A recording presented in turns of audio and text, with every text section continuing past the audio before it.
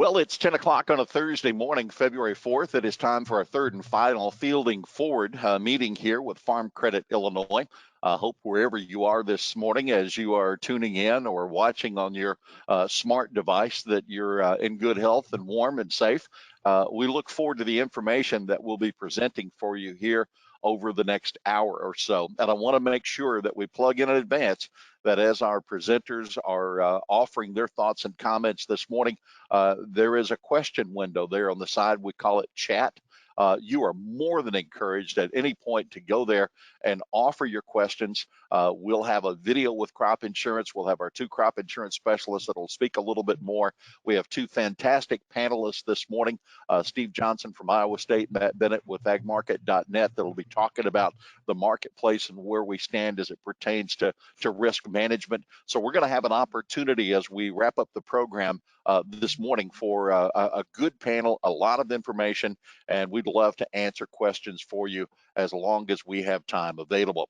Now, let's do some housekeeping from the very beginning. I'm Jeff Nalley from the Cromwell Ag Radio Network. Thrilled to be with you again this morning, doing safe and well. If you're having audio issues, we want you to refer to that registration email that you received. There is a phone number there to dial for the meeting. Now, you're also going to want to pay attention to the meeting number and to the ID because that is specific to you. Your microphone's automatically muted through this presentation. You will not have access to your webcam. You're not going to see yourself on the screen. You get to see our panelists this morning. Again, the question feature is there under chat. We encourage you to use that. There is some handouts available. You're able to see that. If you are eligible for a learning incentive, an email then will be sent to you following this meeting. Attendee names are going to be recorded. This is important at the end of the program. Those indicating they need a voucher will receive an email. Be sure that you pay attention to your spam or your junk folder. It's possible that it could have fallen there, and you don't want to miss out on that. So let's just look at a couple of pieces of news, and I know that our two market panelists this morning are loyal to their colleges, respectfully, and you can see the logos that are displayed. But I understand there is a big football game that is coming up this weekend on Sunday, and some of you may be one fan or the other, but there's one thing that we do enjoy through that period of time, and that's eating. The National Chicken Council says consumers are going to eat 2% more chicken wings during the upcoming Super Bowl. Now, how they can forecast how many wings I'm going to down on Sunday is anybody's guess. I'm sure there was a lot of money spent on research, but over this weekend, it is said that Americans are going to devour an estimated 1.42 billion wings during the game. My joy for that is it takes a lot of corn to feed those chickens, so eat up. There is another point to the Super Bowl, and this is leading to where I want to the news. General Motors is going to be pushing electric vehicles during the Super Bowl.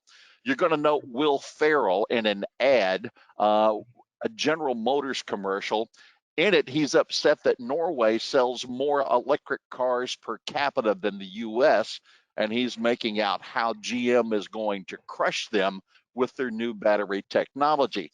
Now, this comes along with the announcement that GM recently suggesting the end of sales of combustion engines by 2035. This is a paradigm shift. So fast forward then to Washington, where Tom Vilsack, nominee Tom Vilsack for the USDA, was back in front of the Senate Ag Committee, and obviously Mr. Grassley and obviously concerned about his thoughts on implementing the RFS, and that's where Mr. Vilsack highlighted his 2006 Ford Focus, emphasizing that it was a ready-made vehicle to burn alternate fuels. And he also went so far as to say that it's going to take both. It's going to take liquid fuel and it's going to take electricity to meet our energy and our transportation needs, along with our climate and sustainability goals. I raised this morning just to stir things up before we get going. For those who are pushing electric vehicles, where does the electricity come from? And the Energy Information Administration is suggesting that 62% of the electricity that we have in the country comes from the burning of fossil fuels. That's natural gas, and also 23% is coal. So if you're going to push electric vehicles, what's the source and what's the ultimate sustainability factor. We just hope that as these goals move along, that we get to the bottom of the story as opposed to dealing with raw emotion. This week, Michael Regan had a fabulous hearing in front of the Senate Environment and Public Works Committee. He is said to be a shoe-in to be administrator of EPA. He made a commitment to have an open door policy and also made a commitment that agriculture would have a seat at the table on big issues. I've got just two more for you this morning. It is official. There was an organization resolution that was agreed to this week of how the Senate's going to function in a 50-50 environment. That puts Michigan Senator Debbie Stabenow back as chairwoman of the Senate Agriculture Committee. She was last chair between 2011 and 2015. Now, we also have some new members from the Democratic side of the aisle on the Ag Committee, and this one I note. New Jersey Democrat Cory Booker has been named to the Senate Ag Committee. And he says he sought a position on the committee to address a big range of issues about agriculture and food. He's from New Jersey. He says those issues include massive corporate consolidation, unconscionable working conditions on farms, and diseases related to diet. He says his issues, as well as animal welfare concerns, are bringing together a growing movement, including independent family farms, farm workers, and environmentalists. We know this about Mr. Booker. He is an outspoken vegan. He is opposed to large animal operations, and he's also offered legislation that would go after checkoff programs. He is a part of a movement from the left, and it will be tremendously interesting how Ms. Stabenow, as chairman of the committee or chairwoman of the committee, will be able to keep the boat in line and moving forward in that bipartisan effort that we've seen all along in the Agriculture Committee. Obviously, some challenging days ahead. When we get into our panel discussion, I'll share some thoughts that came from the Chinese government over the past week and their relationship here with the U.S. So our focus this morning is obviously on risk management, looking forward to 2021 and the things that we need to do to protect the bottom line. Obviously, very pleased to see the commodity market where it is right now and crop insurance being established through this period of time, but there's still plenty of choppy water ahead in our price discovery. As we begin the program this morning, we have a few minutes to talk about crop insurance for 2021. Let's turn in.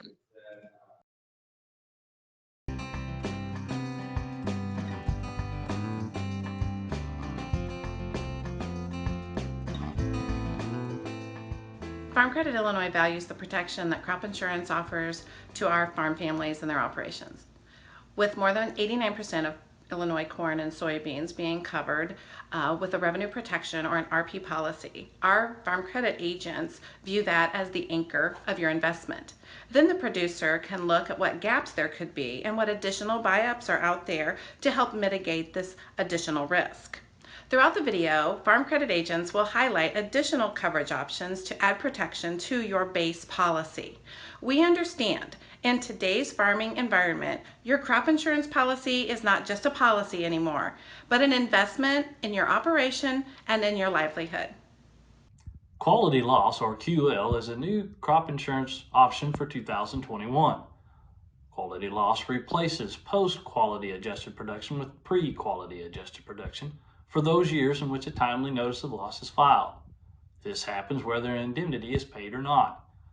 Quality Loss helps to maintain a higher APH, allowing for increased coverage. After record early season rainfall in 2019, many farmers benefited from the prevent plant coverage included in their MPCI policy. But did you know there is also a prevent plant buy-up option available on all individual crop insurance plans? Prevent plant buy-up provides an additional 5% payment factor for any acres with a prevented planting claim. 5% may not seem like a lot, but for a minimal investment, it can have a big impact in a year like 2019. Also, new for 2021, to be eligible for prevented planting payments, acreage must have been planted, insured, and harvested, or if not harvested, adjusted for claim purposes in at least one of the 4 most recent crop years. Otherwise, until all requirements are met for 2 consecutive years, the acreage will be considered unavailable for planting. This will be important to be aware of come planting time if we get into some wet cycles again, which lead to prevent plant decisions. As you know, this past summer, many areas across central Iowa and northern Illinois were hit with strong winds causing damage to their crops. Thanks to enhanced wind coverages, many of these farmers were paid for their losses at the time of the event, not after harvest. Strong wind events can occur at any time, and it's best to be one step ahead of that situation. Here at Farm Credit Illinois, we do our best to find the right insurance plan that fits your operation and minimize your risk, and wind coverage can play a significant role in doing just that. During a dry, windy week of harvesting in the county, multiple large fires, originally started by cigarette butts and combine fires, quickly spread across fields this fall. Farmers with a hail policy were paid for losses incurred after losing a large portion of their crops. With a traditional MPCI policy, fires don't trigger a claim unless started by lightning. Fires started by covered perils are a good investment at minimal cost to add to your normal hail policy. At a time when protecting the investment you have in the field matters most, supplemental product offerings can provide you peace of mind. Bennett products protect up to 95% of your farm's APH, are purchased in conjunction with your MPCI policy, and unlike the federal crop options available, most Bennett products are based on your actual farm yields and harvested production. A 10% Bennett product could provide coverage from 85 to 95%. If a claim is triggered within the band of coverage, you will receive an indemnity. Pricing products allow you to leverage market opportunities outside of the price discovery periods established for your MPCI policy by purchasing price intervals at various times of the year. If the purchase interval's price is higher than your MPCI guaranteed price, the supplemental policy provides an additional indemnity in the event of a claim. Supplemental options include banded and pricing products. These allow you to maximize coverage, minimize risk, and leverage market opportunities. Just getting started in farming? Beginning farmers and ranchers, or BFRs, are eligible for certain benefits designed to help you start your operation. These include paying no policy administration fees and a 10% subsidy increase. The BFR also makes it easier to use another producer's yield history and allows for a higher yield adjustment when replacing low yields in your database. All of these benefits can be applied for a maximum of 5 crop years if you meet the requirements. While these benefits have no age limit, full-time college years and military service can be waived with the proper documentation, allowing your 5 years to start when you're back home. These same benefits apply for veteran farmers and ranchers, or VFRs, when specific requirements are met. Farm Credit Illinois agents can help you with the paperwork so that you're able to take advantage of this opportunity to maximize your policy's risk protection. If you've ever been frustrated at claim time because your full season bean production and your double crop bean production get thrown together, there's great news for you.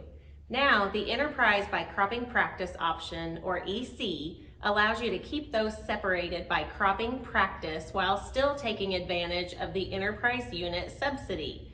So even if your full season beans have a great year, your double crop beans could still qualify for a claim. Replanting is a necessary evil in some crop insurance years. It's easy to take advantage of the replant benefits, including with your RP policy. Notify your Farm Credit Illinois agent and talk to your adjuster before replanting. Extended to the 2021 is the self-cert acre limit of 100 acres per unit. This extension is part of the COVID-19 relief that allows for some flexibility for policy delivery.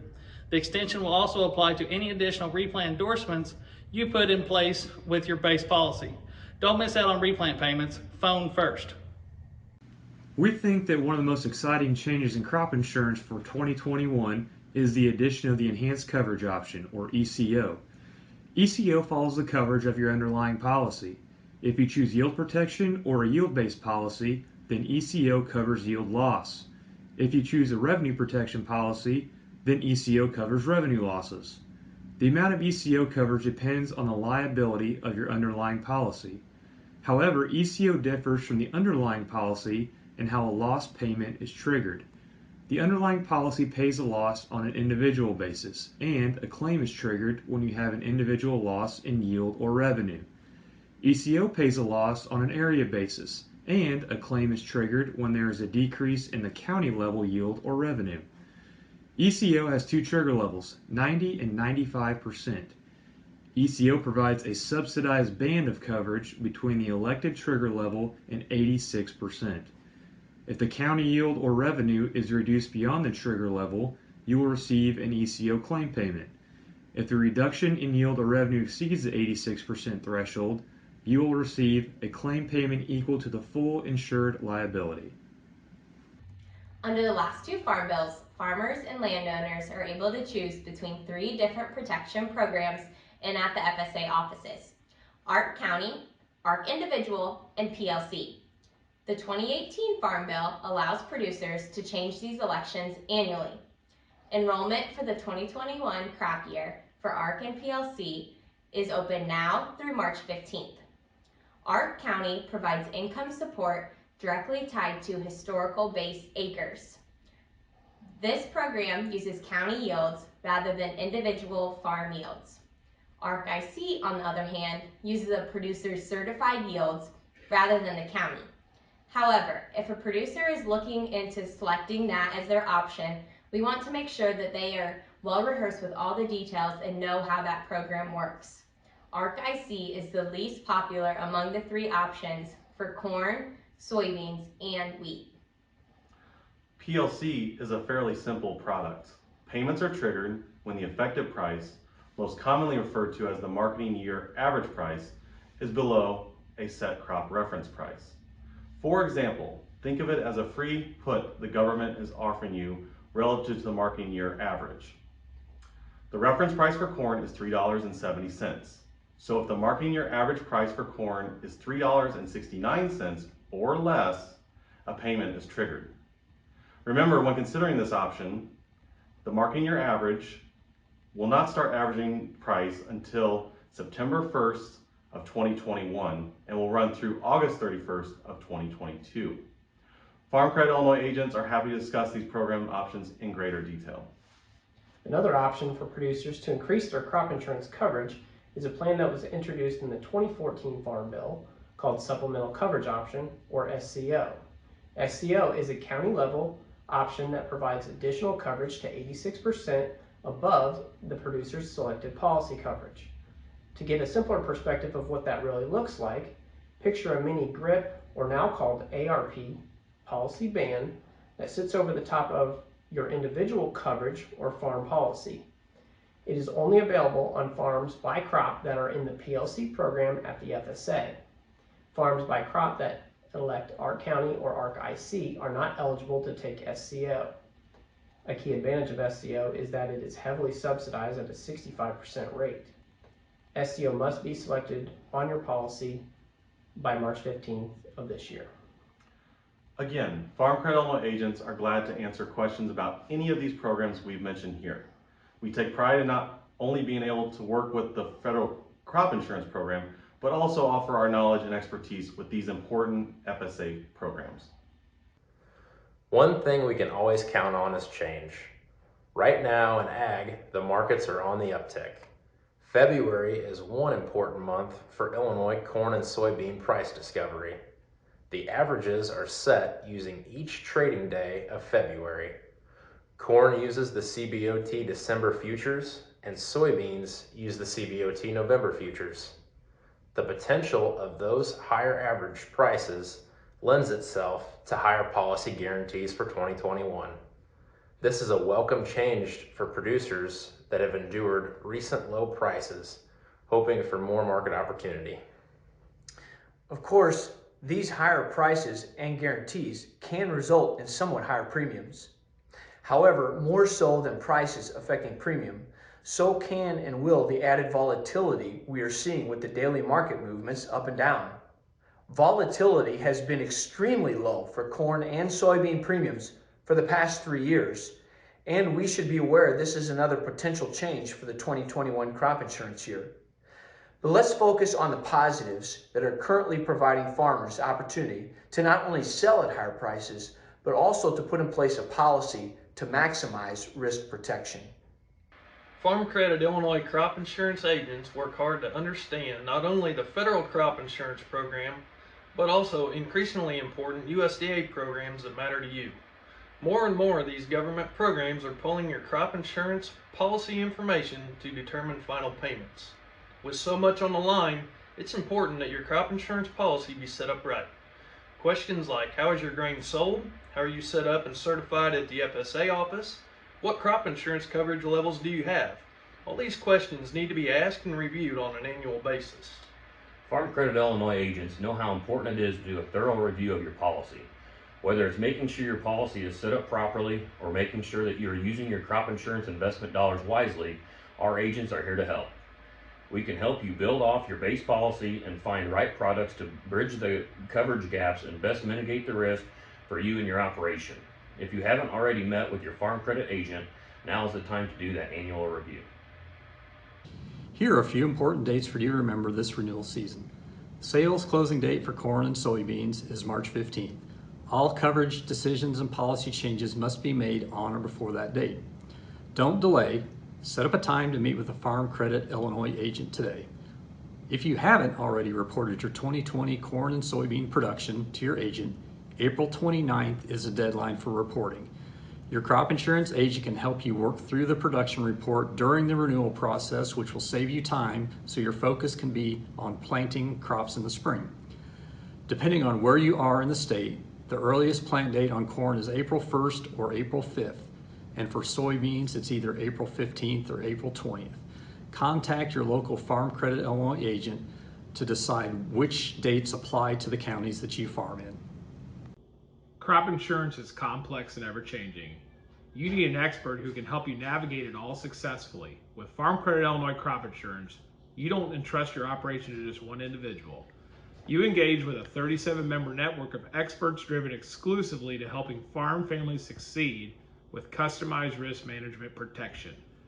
Each of FCI's 28 agents ask questions and listen to truly understand each unique farm business, recommending an appropriate mix of coverage to fit every budget and business goal. Behind the scenes, underwriters, processors, and support staff empower agents with knowledge and service policies with the highest level of accuracy. The team culture cultivates specialization and promotes knowledge sharing, all with the farmer's best interest at the forefront. When you leverage FCI's network of crop insurance expertise, you can be assured that crop insurance recommendations center around your needs. FCI's crop insurance agents deliver a distinct advantage, offering customized products and services to protect your farm and family.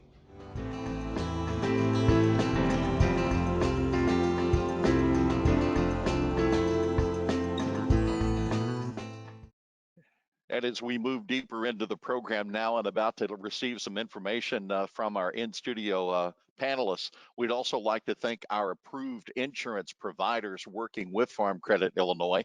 We'd like to thank Great American Insurance Group, also Armtech Insurance Services, Crop Risk Services, an AIG company, RCIS, and also Diversified Crop Insurance Services. The one thing that I am tremendously thankful for is that we don't have to understand crop insurance all our own. We have someone who can go before us and help to interpret all of the acronyms and all of the things available, and then help to evaluate, knowing our farm, the best numbers for the bottom line and what's best for us in the year ahead. With that, we're going in studio here at Farm Credit Illinois headquarters this morning. From the Muhammad office, I'd like to welcome Lee Waters, and from the Watseka office, Jason Russ. Guys, good morning. Good morning, Jeff. How are you doing this morning? Very well. Glad to have you along. And we're, again, encouraging folks that as you're even making your presentations now, and as Steve and Matt come to us in just a few moments, to go ahead there in the questions tab. If you've got questions for our panelists this morning, please don't hesitate. Go ahead and write those in right now. Guys, go ahead.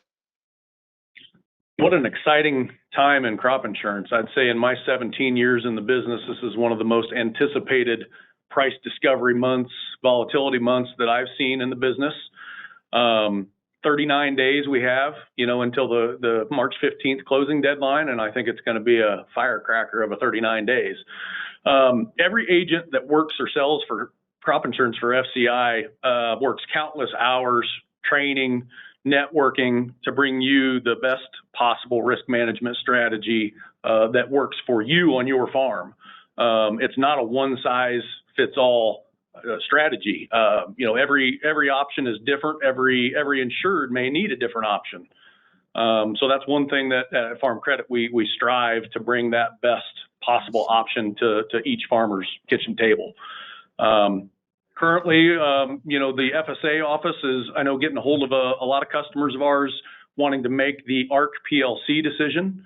I urge you to meet with your crop insurance agent first, or at least talk to them on the phone. This year maybe more so than others, that ARC PLC decision ties in with your crop insurance strategy more than the past. When you get ready to have those meetings with your crop insurance agent, have an approximate cost of production in mind, and even maybe an approximate level of profitability that you want to insure yourself for this year. That's something that we haven't had since probably 2013, where you're actually able to insure yourself for a profit.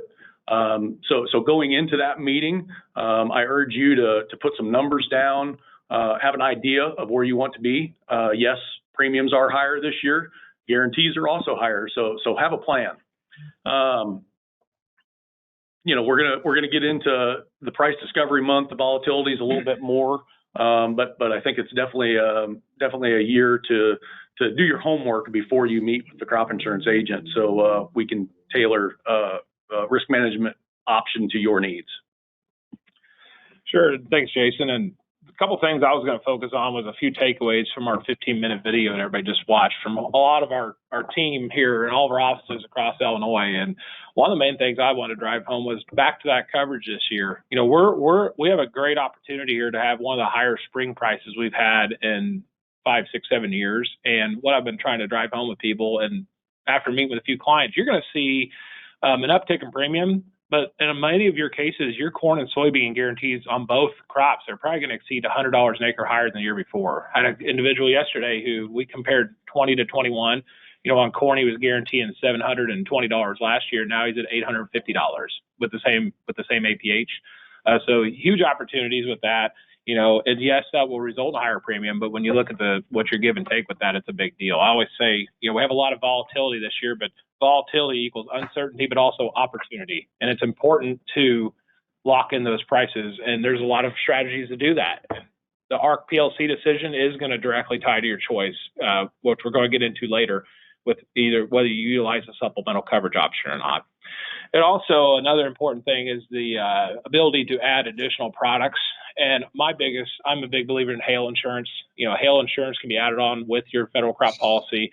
Hail insurance is fairly inexpensive, doesn't cost much, and you get a lot of extras that are included, not just hail, but fire, transit, stored grain, and it is very important, I feel, to add your additional replant options, your federal crop coverage replant.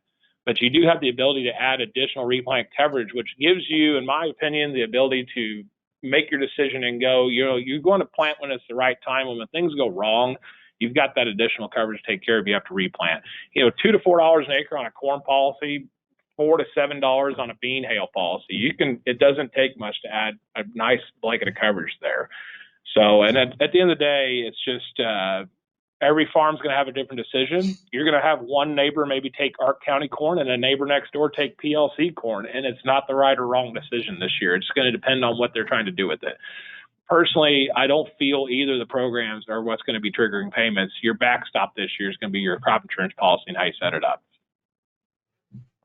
We are prepared here at Farm Credit for the pandemic. If you're concerned about meeting with us for your crop insurance decisions, we are set up to handle that through email. Every agent is signed up with DocuSign, for a legal way of transmitting documents back and forth, a secure way.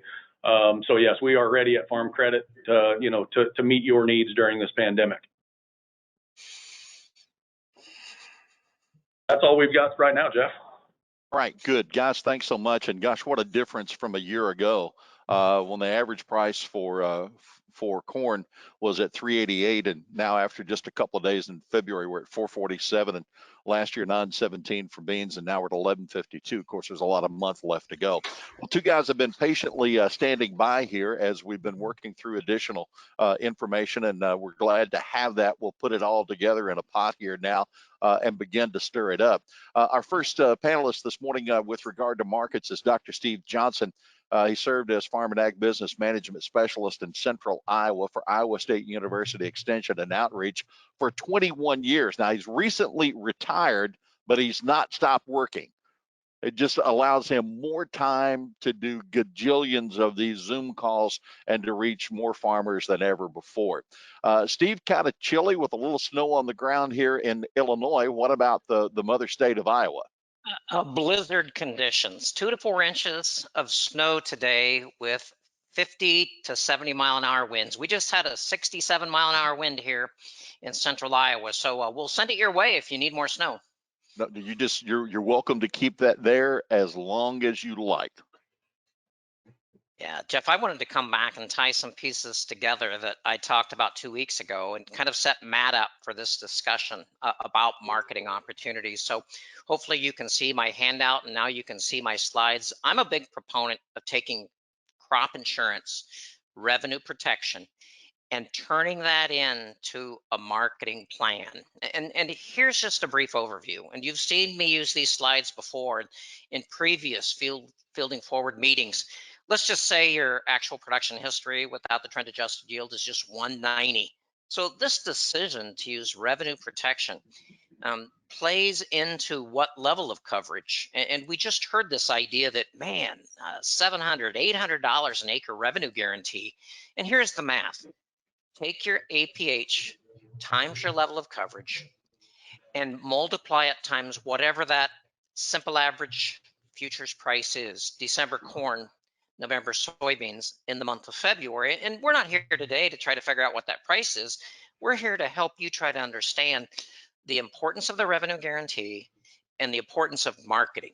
So I want to encourage you to separate what I call delivery bushels. Focus on 152 per 2 minutes, all right? Is you do not want to commit to delivery more than 152 bushel an acre if you're using revenue protection crop insurance. And then I'm a proponent of using a variety of marketing tools, forward cash, as well as HTA contracts for those delivery bushels, those insurance bushels. And I like using this pre-harvest period to try to capture that futures price and maybe establish the basis if I'm concerned about basis or leaving it open. And then we're going to hear about hedges and option strategies, and I'm not against those. I think those are great tools to manage futures price risk, but they're non-delivery.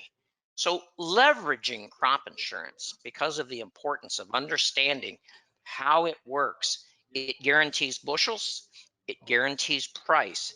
It's the higher of that projected price in the spring or the harvest price. There's always a little bit of basis risk. So if I'm at 80%, I probably don't want to commit more than 60 or 70% of my bushels to delivery, just in case we would see a positive basis. And as was discussed earlier, you got to plant the crop. Prevented planting only pays 55% of the revenue guarantee for corn and 60% for soybeans. When I knew I was going to be on with Matt, I created this slide for you because I wanted to tie the crop insurance piece back in and using a multitude of marketing strategies. So I'm not here today to decide your deductible or whether you should go ahead and take SEO. You've got to be in the PLC program, or whether I should take a look at that new enhanced product, but at least price it this year. I'm here today to say, you know, I made a statement 2 weeks ago and I'll stand by it. I have no problem with producers that are 50 to 60% priced, especially soybeans.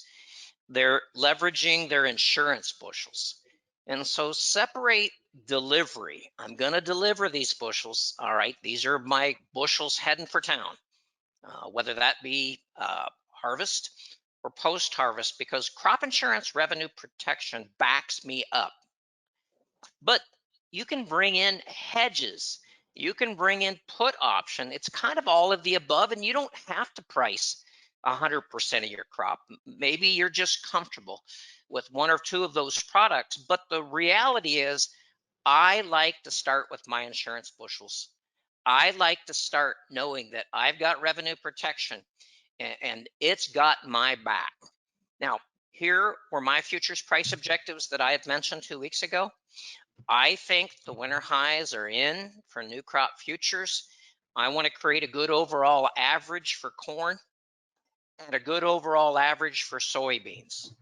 So with that, that's my handout for today.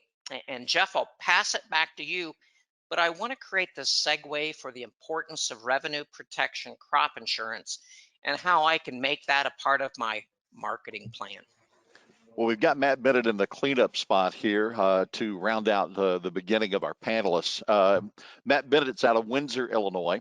And the part that I like so much about when I introduced Matt is that I can lead in his biography by saying he's a farmer.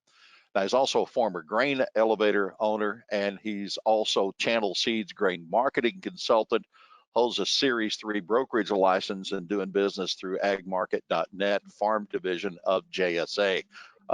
He's a husband, and he also is a dad to some awesome kids, including Abilene, which I can't wait to get a chance to see again. Matt, how are you and your family in less than blizzard conditions there in Illinois this morning? Oh, we're doing really good. You know, we don't have the white stuff. It's just cold and wet.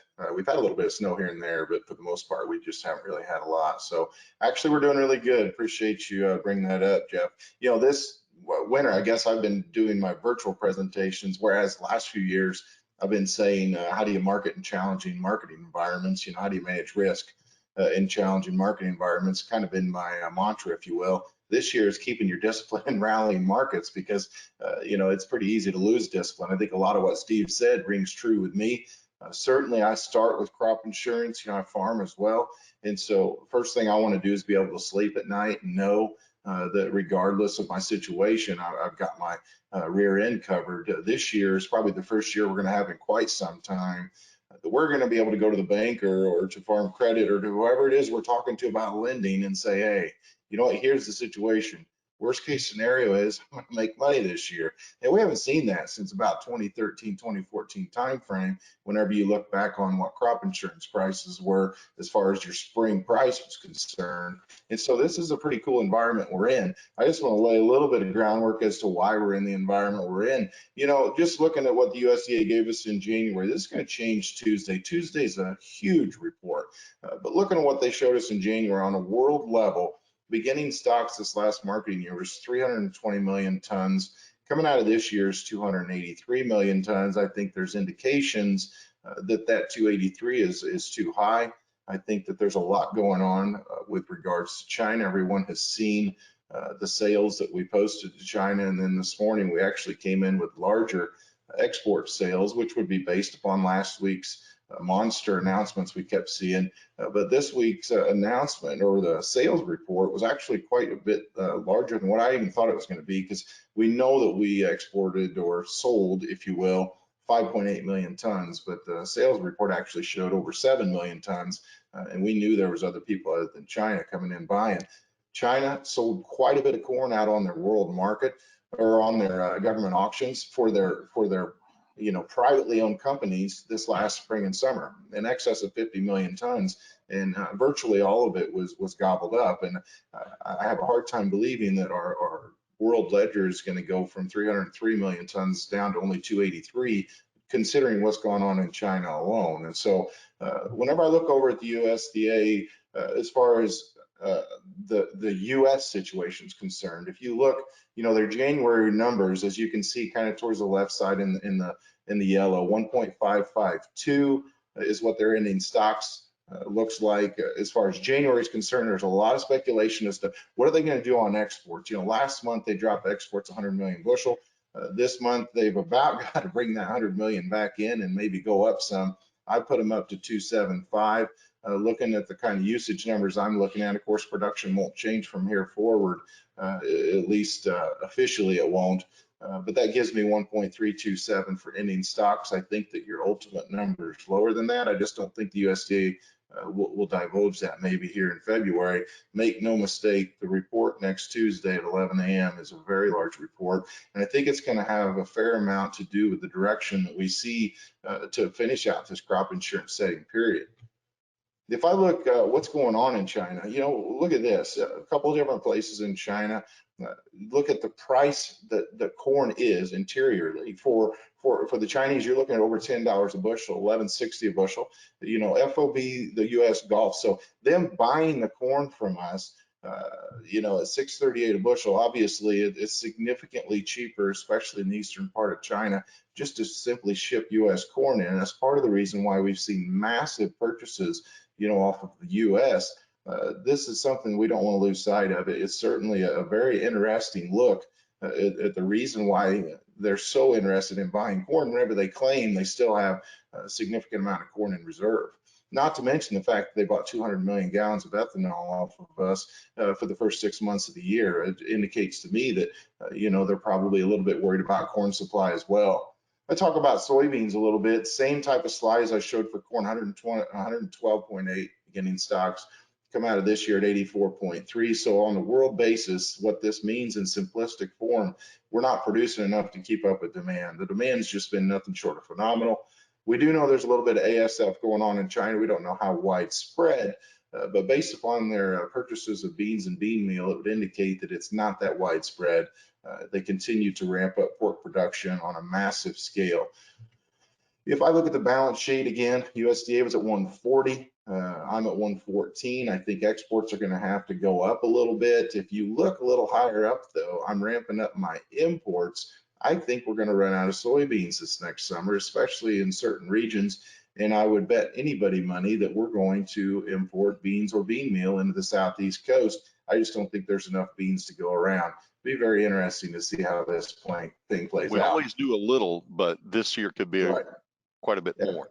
Absolutely. Just want to show this real quick. Now, the 4.2% at the far right should be 3.1% is our stocks use ratio. I didn't update this after December, but if I look at U.S. stocks use at 4.2%, world stocks use at 23.4, those were as of December. Last time I see numbers like that, go back to 2012. Look up from 2012 at the kind of highs you saw in the market. Obviously, we've got different dynamics from a world perspective, but part of the reason we've seen such fervor in buying soybeans is because of these types of stocks to use ratios. I compare ourselves to 2008, and there's no question that on the charts, 2008 for corn mirrors fairly closely to 2021. You saw highs a little bit higher than where we're at right now, so there is reason to believe we could see higher highs than what we've already seen. This is basis March corn. I got to be careful, though. A lot of times what we see whenever we're setting crop insurance is once we get a half to two-thirds of the way through the month, some of the buying enthusiasm in the type of market where we're trying to buy acres seems to subside. This is an interesting chart, but nothing near as interesting as 2008 versus 21 for soybeans. As you can see here, we've almost mirrored these 2 years almost just exclusively, very closely. And you took 2008 soybeans all the way to $15.50. So I'm not saying we're going to $15 beans, but I certainly think that there are people that are going to watch this very closely moving forward. So spring insurance price of $450, same thing we've already heard. That's my estimate. If I look at that versus 388 to 200 APH, it's $105 an acre more guarantee at 85%. I fully agree with a lot of what the farm credit folks are talking about. To me, I want to insure as much as I can possibly insure, especially given these higher prices. If it costs me $7 an acre, so be it.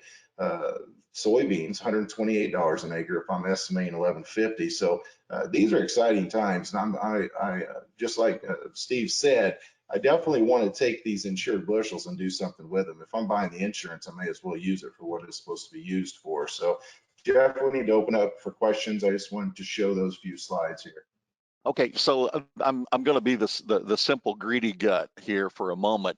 If I know or I have a high percentage expectation that we're going to run out of soybeans and that the Department of Agriculture in either this coming report or the one after it may have to increase exports, but also increase imports, then why are we still bumping against a 1436 top in the nearby? If we know we're going to run out and there's still questions about the Brazilian supply, why aren't we moving these markets up more right now? Is that not a word of caution for us, Steve and Matt? Yeah, I mean, I'll start. The bottom line for me is that we've become a just-in-time delivery world, you know, and I think that what we're looking at is if the Brazilians don't come to us with beans as early as what they did last year, and that's absolutely going to be the case, then I think they're going to try to rob some beans off the U.S., if you will. Essentially, we're going to ship a few more beans than what we thought we were going to ship, you know, if we're comparing ourselves towards last year. What's that mean for us, for the U.S.? Yeah, we're going to run extremely tight on supplies. And so given how tight we're going to run on supplies, I think that whenever we need beans or bean meal on the back end of things, whether we're talking next summer, I think that you're looking at relying on South America. So in my opinion, the world seems content that we're going to have enough beans, if you will, to get through. Now, a lot of things are going to be important moving forward in that, you know, not only do you need a big South American crop, Jeff, you need big acres out of the U.S. So those calling for 96 million acres of corn in the U.S., if 96 million acres of corn is what we get in the U.S., I want to be long beans because I don't know that you come up with enough bean acres to satisfy what you need for oilseed production here over the next several months. But you know, that's simply my opinion. Steve, are the highs in as you suggested, and what do these numbers mean?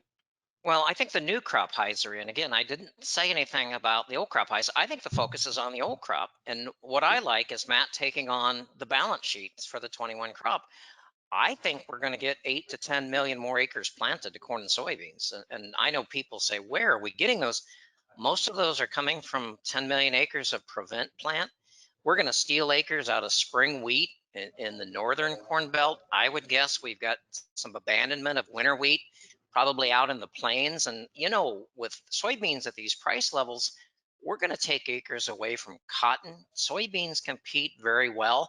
And I think there's a basis play out here, especially if you can plant early and harvest early, because these soybean crushers are going to be hungry for soybeans the 1st of September. They might not even run in August because there's no beans to crush. So don't forget about the basis play that might be out here, maybe looking at using some sort of a hedge to arrive on those insurance bushels. If we can deliver those bushels, corn or soybeans, into September, as opposed to that gut slot of October, where I think we're going to go back to probably more seasonal basis. So I feel like I'm safe in saying this, is that we can't count on, Lee and Jason, as much as crop insurance is important, I can't count on crop insurance to handle all of my risk management. And Steve and Matt, I can't count on my market play to handle all of my risk management. So somewhere in the mix, based on the land that I have, based on my debt, based on operating costs, I've got to find that sweet spot of balance that is the right for my operation. Matt, your spreadsheet that agmarket.net offers and also that FarmDoc offers, how important to use an item like that right now in decision making? I'll tell you what, it's invaluable. You know, the thing that producers have to understand, and I know that Steve would agree with me here, is that, you know, let's say that I've got a break even coming into this year, just normal yields, maybe it's at 350 a bushel, which is a fairly common number. Sometimes it could be 360, 370.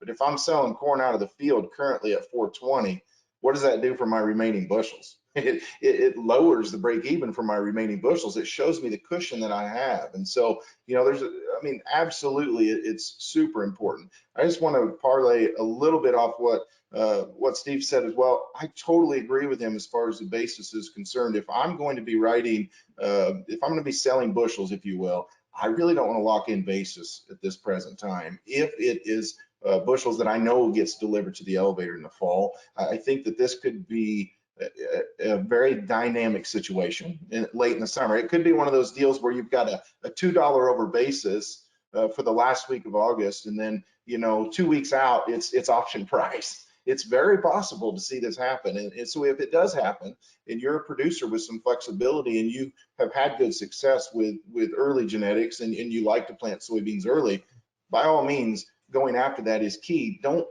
lose sight of the fact that regionally, corn could be extremely tight as well. You could see basis levels on corn, maybe not quite so dynamic, but certainly overs of levels that we haven't seen in some time. So, you got to stay flexible. I really like what Steve said earlier about trying to have a multifaceted approach, because what you just said as well, Jeff, is that we can't rely on one thing or another. We've got to use the insurance to our benefit. We've got to use all these different tools and understand 2021 is completely different than in the environment we've been in the last several years. We don't need to market the same way we have, every year. So if I'm thinking agronomically, obviously, if I'm going to have more income per acre, that gives me some more options for perhaps protecting the crop, fungicide, herbicide, some other elements. But guys, here, Lee and Jason, let's get to this point right now. We may have more dollars to work with. We are handling, or we are trying to manage risk on more dollars per acre. How do you evaluate, or what mindset do you offer for your customers now as we start thinking about, I appreciated what you said about, the hail option, because it gives you so many things for the price. What are things that you cannot afford to leave off the table? And what are some things that you might be considering now that you wouldn't when the margins are much tighter?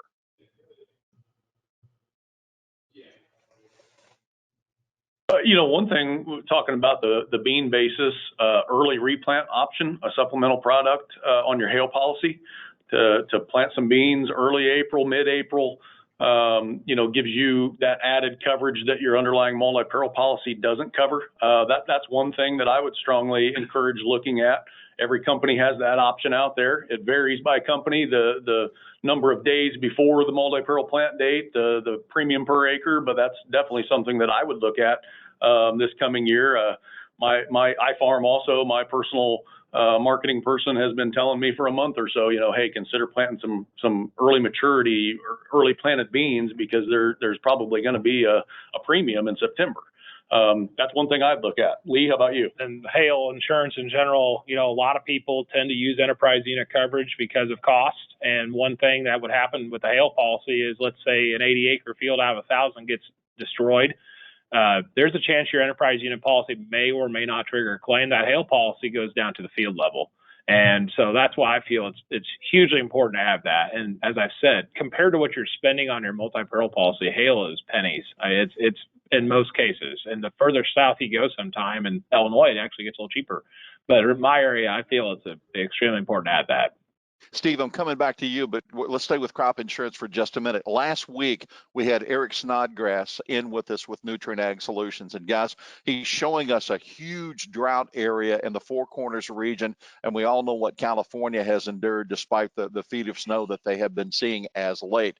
The question is, with this La Nina pattern, is it may weaken just a bit. Does it carry into our spring season? What does it mean for planting? But especially with the significance of dry weather that we have, if that ridge were to develop, and some are talking about a challenging growing season for us with dry weather, if you even suspicion that drought might be an issue, does that lend you to some areas of coverage? And the other side, we know there's going to be extreme weather. That's one of the things that we have seen as a pattern of late, of whether you buy into climate change or not. Extreme weather seems to be more of the norm. So with that, how do you manage for that particular situation of what could be a challenging growing season or those extremes? Yeah, I like to focus on controlling the controllables. And so focus on what you can control. You've got, I heard 39 days to make a decision. And ARC PLC is not the big decision. Crop insurance and those related levels of coverage, enterprise units, the supplementals I add, focus on that right now. I'm concerned farmers are distracted and they're going to try to outguess the weather, try to outguess the USDA reports and the National Weather Service. Let's focus on what we can control. If I would have been on here 4 weeks ago, we wouldn't have had 16 inches of snow on the ground. I mean, the fact is that I think Iowa farmers are less concerned about subsoil moisture than they were 4 weeks ago. And the likelihood is, I think it is going to be likely drought in the Southwest, but that's not where we grow corn and soybeans. And we're going to bring a lot more corn and soybeans to the northern belt and the Northwest plains. So the fact is, I got to keep my eye on Dakota and Minnesota, Wisconsin, because they could put a lot of acres in a short time frame. So let's focus on what we can control. Maybe we don't get to 60 to 70% of our insurance bushels that we're comfortable in selling and committing to delivery. There's the ability to use hedges and put options. We could still manage futures price risk, but we don't have to deliver those bushels. Well, Steve, the thought on that was with that big ridge in the west, that if it moves to the east, any at all, then it certainly has a big impact on whether our weather is. So Lee and Jason, if these are things that we see on the table, we hear talk about these things, is this something now that you're going to pay closer attention in writing policies for the year ahead? Again, we can't control what it is, but we can control how we manage it. First of all, don't do a high risk price exclusion policy. You can look at that quote, but just pretend like it doesn't exist. I do not recommend that because, as I said, price goes down, it's just like your other one. But if price goes up, that is a completely different set of tools. And so what Steve showed you earlier with a revenue guarantee and a bushel guarantee, that is using a regular revenue protection policy with the harvest price included, which is included anyway. And then also, my opinion is this is a year with these prices is get your coverage as high as you can comfortably, even with higher premiums. And this Ark County PLC decision is going to come down to basically, in my opinion, on corn only, deciding whether you want to have SCO or not. That's really the only thing determining whether you take Ark or PLC. To take SCO, you have to have PLC. If you don't use SCO, you can choose either. And that's really the end conclusion of it. To go back to what Lee was saying with the harvest price option, the exclusion is a cheaper premium, but after the fact, if you do end up buying the harvest price exclusion, and after the fact we get into dry weather and the market starts shooting up on you, if you go to try to buy some options to protect yourself from that fall price going way higher than the spring price, it's going to cost you a lot more than the difference between the revenue protection and the harvest price exclusion. So just buy it up front. If you're concerned about a widespread drought, maybe look at enterprise unit option this year. If you're normally an optional unit guy and your budget doesn't allow the premiums that are going to be with 85% optional unit, look at going to the enterprise unit. If you're concerned about a dry weather pattern, chances are most of your farms are going to suffer a drought, not just one of them. And another thing too is consider if you're a person who typically doesn't buy 85, or buys 85 and is wanting to reduce premium, is going to an 80 or even a 75 and adding SCO.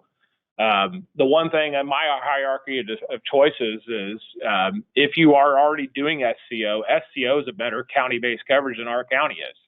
I know SCO costs money, but one thing to think about with your Ark County, if you choose that, which some people might do that, if you're an 85% person and not using SCO, it'd probably be fine. But SCO is using the spring price, which let's just use the 450 number that Matt threw out. That's what I've been using. Ark County is using $3.70.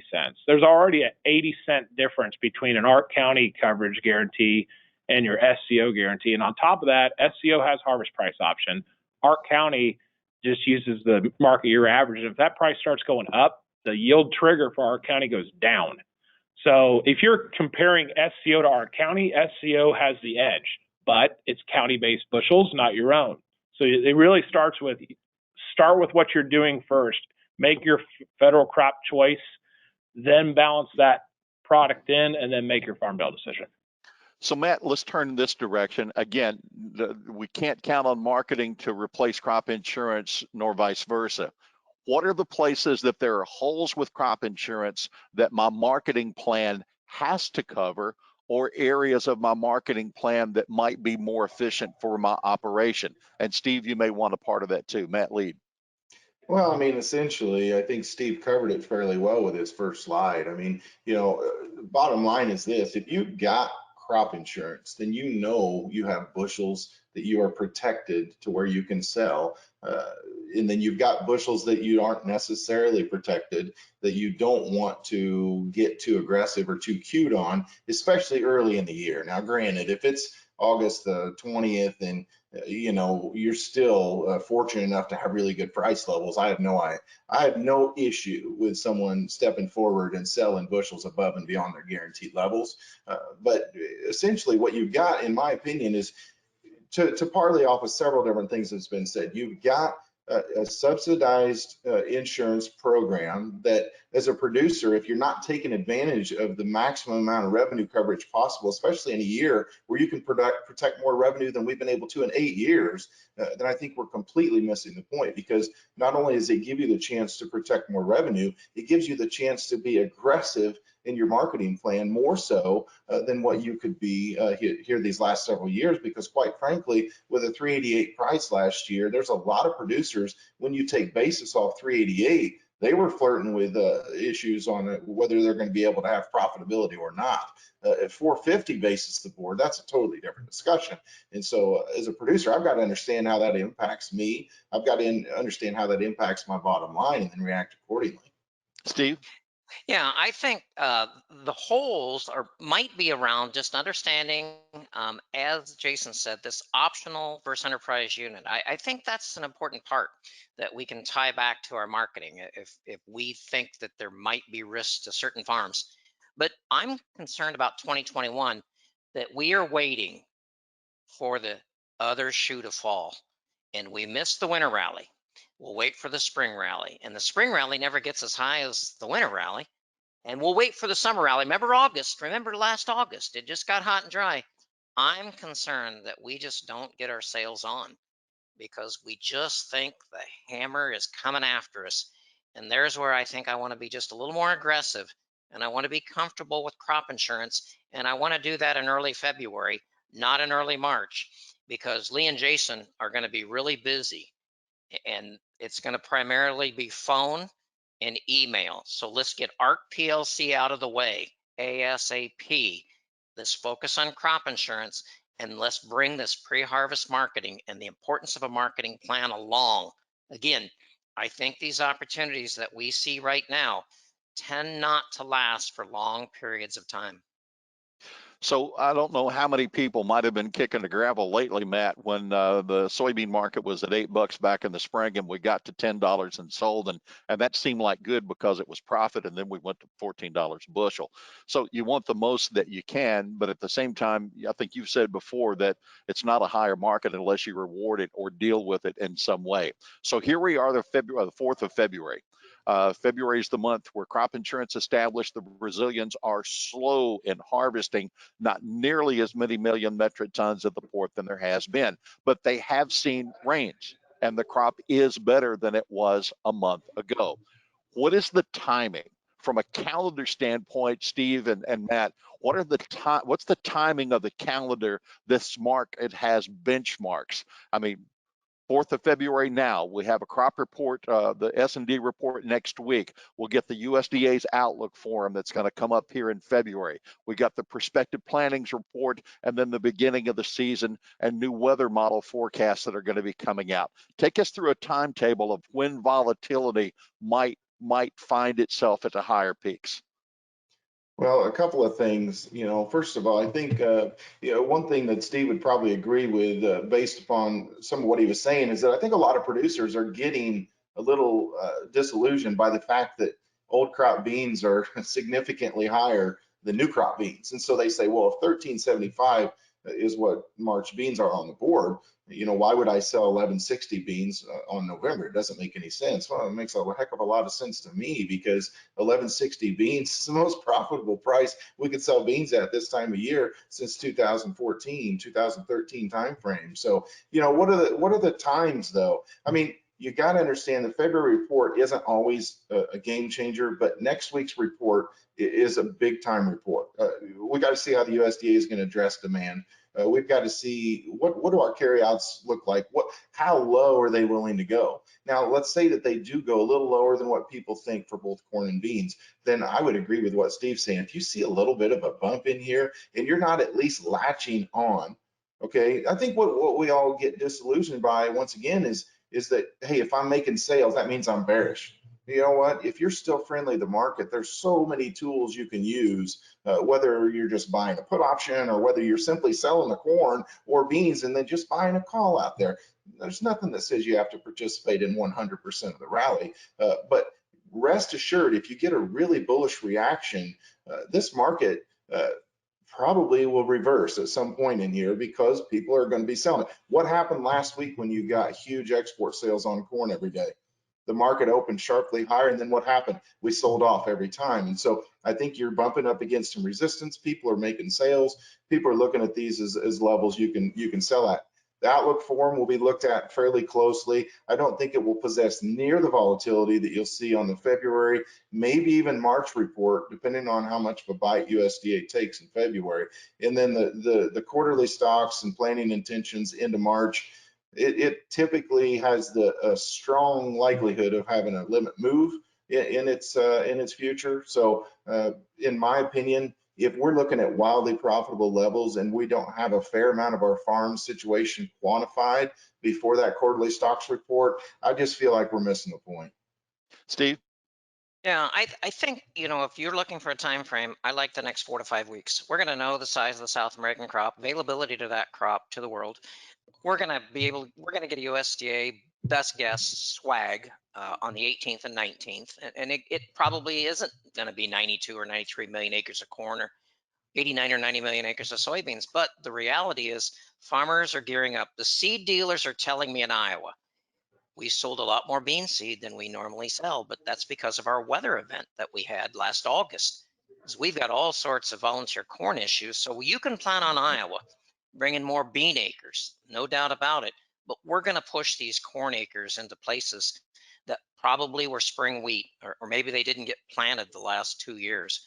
So again, by the time we get to June 30th, I think the party's over. It's an acreage play, and then it'll all come down to those weather forecasts as we go into that pollination period. So I just don't want to wait till the middle of June and try to sell 70 or 80% of my bushels. I want to scale in incrementally, especially as the market's moving higher. Really quickly to the both of you, we've got some questions that have come in from the audience right now. Are you thinking about 22 sales anywhere along in here? 414 is D's 22 where we're at currently today. No beans at 1034. In my opinion, if you compare those price levels to what we've seen the last several years, they're actually attractive. The thing that you've got to be a little cautious on is what your input costs are going to look like. And so I want to be very cautious. If I do something on that, it needs to be a small increment because if we would happen to have a weather issue, I'm like Steve, I want to get things quantified for this marketing year, no doubt about it, and keep some flexibility just in case the market goes wildly out of control. But if the market does go wildly out of control, you can assure yourself that fertilizer is going to continue to do what it's done the last 4 months. And it's just marched higher nonstop. And so I don't want to lock too much of my situation in if I'm not able to lock in the other side of the situation. I'm in the same boat. I think we're going higher cost, led by energy. So that's going to affect most everything that we buy in 22. Well, as a moderator, I got to look down the line, so that's why we ask. Okay, great. So this comes from Caleb. How do you address the producer who doesn't insure soybeans due to consistently high yields? Does this market environment change your philosophy, Lee and Jason?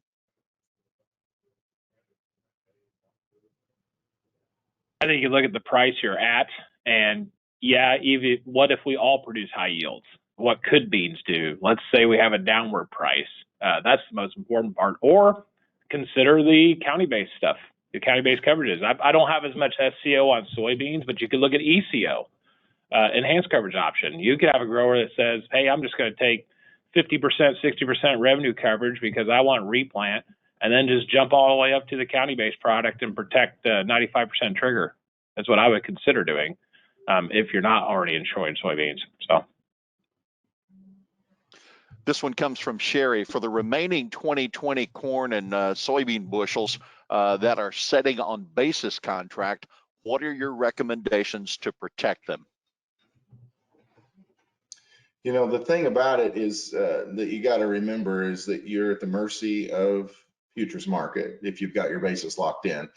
So first of all, if you don't have basis locked in, I've had a lot of producers call me and tell me that their end users have offered a really attractive basis, if you will, and I want to know if they want to lock in a bunch of bushels in the bin. I said, well, they're doing that for a reason, because they're worried about basis is going to get pretty interesting. And so if it's already locked in, it's already quantified, you just got to ask yourself, how much risk are you willing to take? Because whenever you've marched these types of levels where we rally $2.50 on corn, we all know that we can take the elevator shaft down where we took the escalator up. And that's happened to us multiple times before. I'm not bearish old crop corn right now. I think we got to get a little bit better handle, you know, on what the situation is on world stocks, US stocks.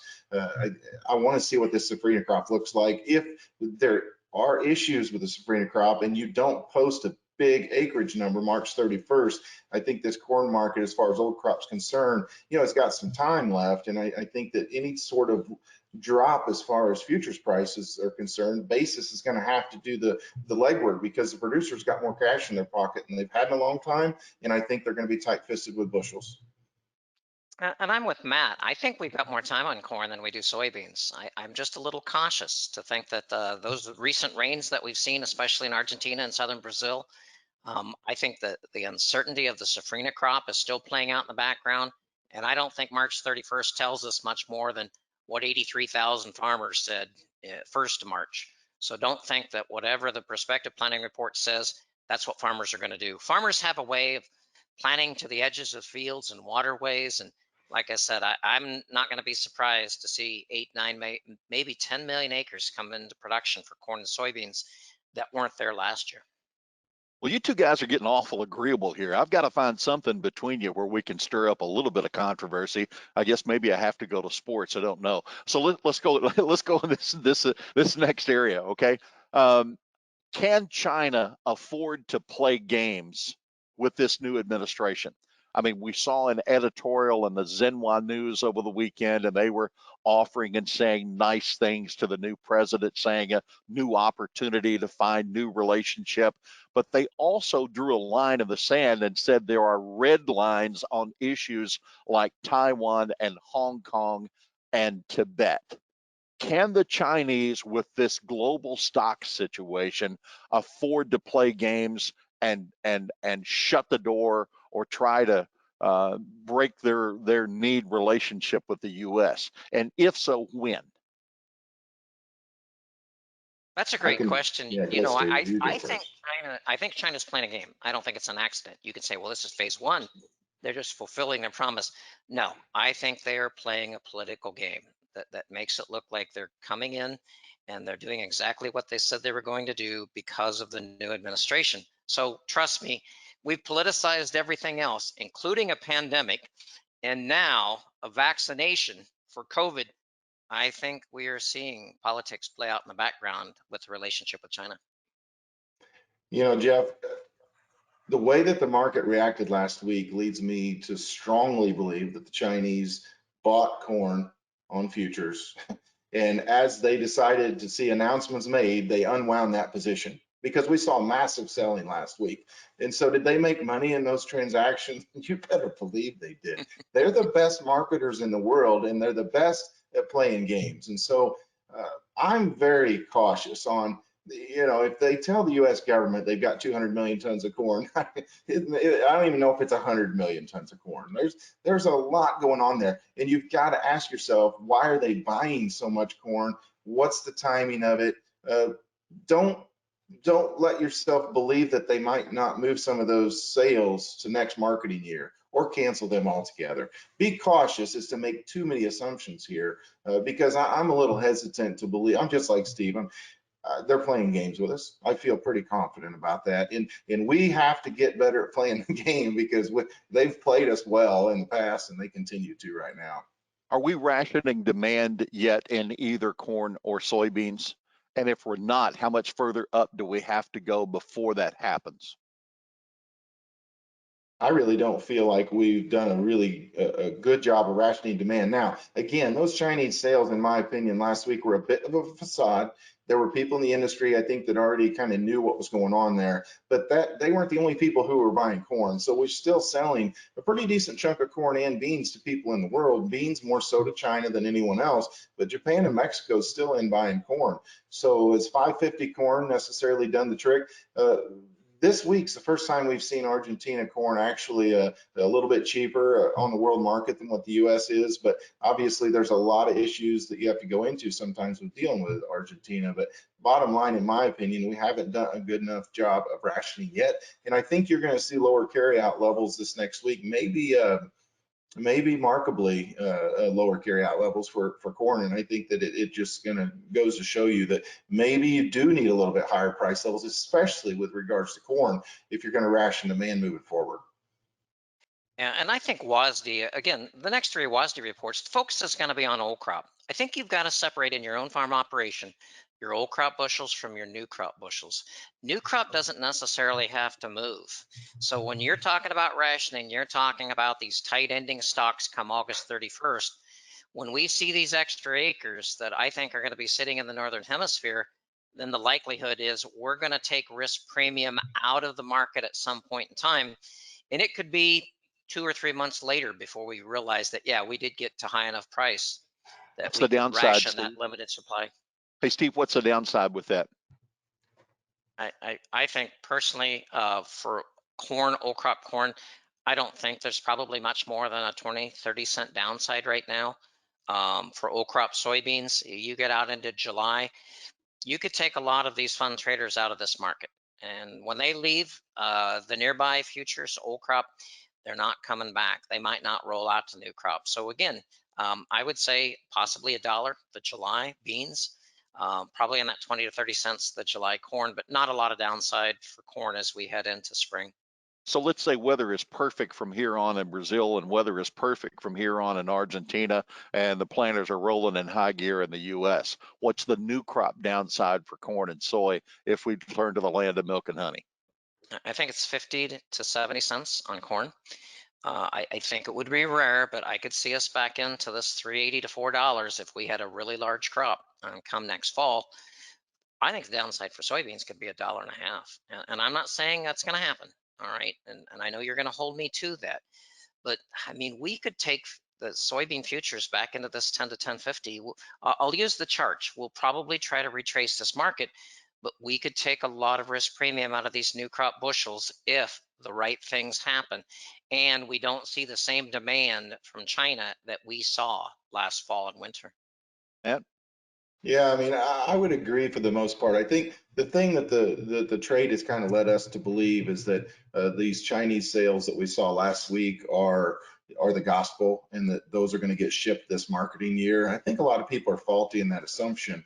Another thing, I think there's a lot of whispers that this Chinese demand is going to be something that sticks around for another 2 or 3 years. I think there's reasons to believe that some of it will. Whether it all will or not, they're, again, very good at playing this game. And so, you know, as a producer, if I'm sitting here, you know, and hearing, like, for instance, Steve said we could get down to 380 again, you know, if I'm in that situation and I'm really concerned about getting too much sold, you know, a person can do, for instance, an option strategy that we've been doing lately, where we're actually buying like a 450 December put and selling a 380 put, and then we sell like a 550 call or a 570 call above the market.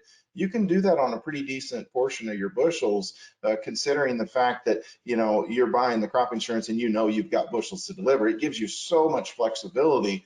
And the other thing is you're not locking in basis. So, you know, there's things you can do like that you can put in your toolbox, at least do it on a portion of bushels that give you one heck of a solid floor. As far as beans downside goes, you know, in my opinion, there's so many more variables, and I gotta think that if overall you see good enough production out of South America, and then you get 90+ million acres planted for soybeans, like I feel like we will. If I would have gone over that in more detail in my chart, it doesn't take a yield much over 50, and we're back up at 500 million bushels, you know, as far as the carryout goes, which would be a shock to the system because we're going to run out of beans this year, right? So, you know, you got to be really careful as to assume that, you know, 1160 beans are a given. I mean, that's a gift.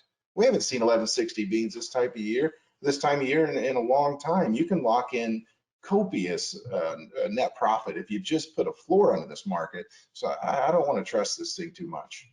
All right, guys, let's think about circling the wagons here. We've still got several folks that are online with us, and we don't want to wear out our welcome. So for those that are viewing, if you have any questions, this is your last opportunity to send it in. Let's go with some closing statements. And crop insurance guys, I'm going to put you on the spot. Lee and Jason, you've got an opportunity to talk to the folks here. Less than 40 days, if we will, to make a decision. Gosh, we're already into 21, and things are going fast. So whether dates on your calendar or whether issues ahead, we'll finish up with some closing thoughts this morning. Yeah, two things I want to bring up. We're in the February price discovery period. An important 5 days in that is February 22nd to 26th. The last week in February is when we'll set our volatility prices, or volatility numbers, which have a huge factor on the premiums that are going to be set this year. So let's hope for a calm, steady market February 22nd to 26th. None of this up 30, down 40, all within the same day. The second thing I want to say is, if you're in between agents right now, or if you're comparing products with agents, know that the quotes can vary a lot depending on the numbers that the agent's putting in there with that volatility factor, whether they're using a 420 price, a 450 price, APH numbers per farm make a huge difference in those quotes. So don't get scared away from one quote or another. I mean, it's all going to be the same in the end. You just have to put the right numbers in those quotes to get the right number for you, or to get the right number. And I'm saying, although the premium's not set till the end of February, it's going to be what it is. I've started renewals 2 weeks ago. I think it's time to just make your decision. 85 versus 80, the ratio between them, no matter what the price is going to be very similar. I say buckle down your coverage. The premium is going to end up where it is. We tend to estimate a little high right now, which is all right. That's okay to do. And get yourself ready to go. All right, we did have one question here before we go to the close of Matt and Steve. ARC or PLC for wheat? PLC. Open question. Yeah, I think it's a I got a toss-up. shoulder shrug and a PLC. I mean, most of the analysts that I'm following the data, they're using kind of that 540 to 580, 550s, the effective reference price. Wheat's the toss-up. I think we're going to move most all the bean base acres to Ark County. Corn, not so much, because I think there's a better play for SCO. I think SCO is going to get a little bit some traction. I think people are going to look at that and say, that is attractive, but I really want to be focused on ARC PLC. Get this done, folks. You've spent 3 months. Let's get ARC PLC, be respective of your county FSA staff. They are not in a good spot with 39 days left, and the paperwork they've got to handle. Okay, since I'll never be on ESPN and I've got this opportunity, so I'm doing it here. Lee and Jason, Chiefs or Bucks? I'm gonna go Chiefs. I think I'll go Bucks. I feel like the so experience is out here. Old man or young man? Okay, so we'll take it there. Steve, you got to start our presentation. We're going to go to closing thoughts with you, sir. Yeah, I'm going to take the Illini Chief. How's that? Oh, I thought you were talking about the Illini. Home of good basketball. I want to mention March Madness. March Madness has nothing to do with college basketball. It has everything to do with where we're going to be the next 3 years. Making an ARC PLC decision, check the box. Making a crop insurance decision, check the box. And pre-harvest marketing. You've got to be in training. You've got to be more focused than you've ever been in the month of February. Let's not back these into March and not being respectful of the people that we're dealing with. Like I said, we've not seen these opportunities for probably 6 or 7 years. We need to do all of the above. We're going to have to multitask, and let's not be challenged by March Madness. All right, Steve, Bucks or Chiefs? I'll take the Chiefs. Okay. Matt Bennett, you can clean up for us. This is more enjoyable to talk markets here in 21 than what we've seen for years. I mean, it's just more fun. But you know what, as a producer, don't get sucked into this mentality that whatever's been driving the market is going to continue to drive the market. these are great price levels to at least take advantage of. And you've heard me use this analogy before, Jeff, but you know, if the guys that I'm looking at on here, if we're all sitting around playing poker, you know, and I get up a bunch of money, what should I do? I should take some of that money, put it in my boot, and play on the rest, right? Because if I don't, I'm going to be in a ton of trouble when I get home if my wife finds out I was up a bunch of money. Well, it's the same thing whenever it comes to your corn and soybean marketing. Guys, it is a blessed opportunity. This is a crazy good opportunity. We've been begging for this market for years. And so if we ignore it and it goes away from us, we've got nobody to blame but ourselves. And so we have to quantify our farm situation, do ourselves a favor, manage as much risk as we possibly can, and make 21 a great year, because it will be a great year if we handle it appropriately. Now, there's a lot of different ways to handle it. We've talked about some of them today. I maintain while we want to quantify our situation, keep some flexibility this year, because this is a very volatile environment we're in. And again, just have a great year and enjoy it. Do your best to lock in as much as what you can. Old man or young man? You know, I hope that the Chiefs win, but at the same time, it's hard to bet against Tom Brady. So I think it's going to be a great game. If you had to put me on the spot, I'd probably say Chiefs. All right. Looks like out of the panelists, we're favoring the Chiefs as we look for the Super Bowl. And as for the marketing year, it does look like great opportunity. To our panelists this morning, Lee, Jason, Steve, and Matt, thank you so much. Stay safe, stay warm. And we look forward to the end of the winter, to the beginning of spring, and a great season ahead. And now, ladies and gentlemen, we have a closing video for you, and hopefully I'm going to get a name with a door prize winner coming up.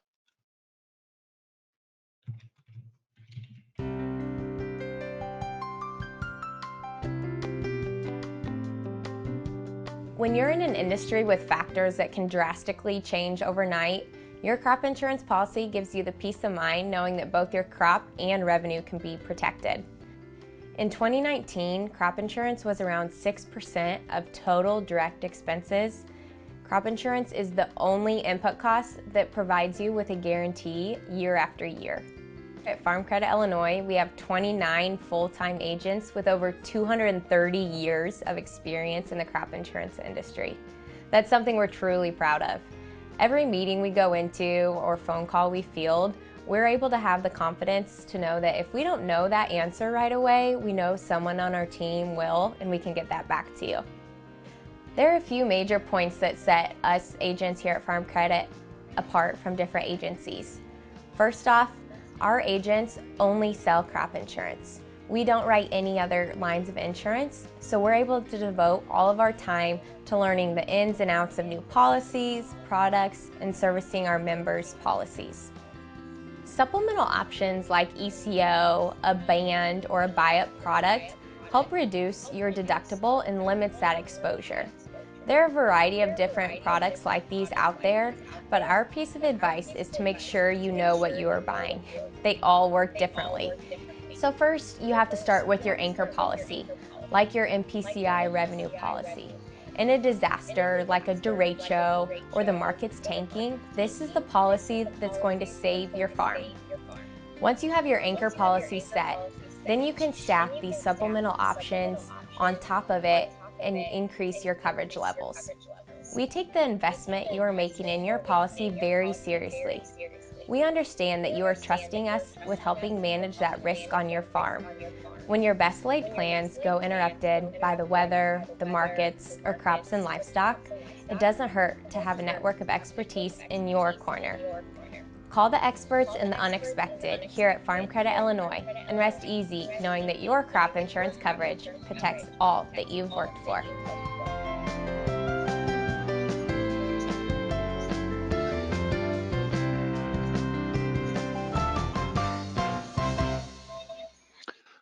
Again, a big thank you to all of our partners involved, and certainly everyone for your patience and hopefully providing information today that has been of value for you. A little bit of information, a recording of the program today will be available at www.farmcreditil.com/FF for Fielding Forward. Program survey is going to pop up after the webinar, a link there that will follow up email. Farm Credit Illinois Winter Learning Programs, obviously the panel we've had today, and estate planning is coming up on Tuesday the 9th.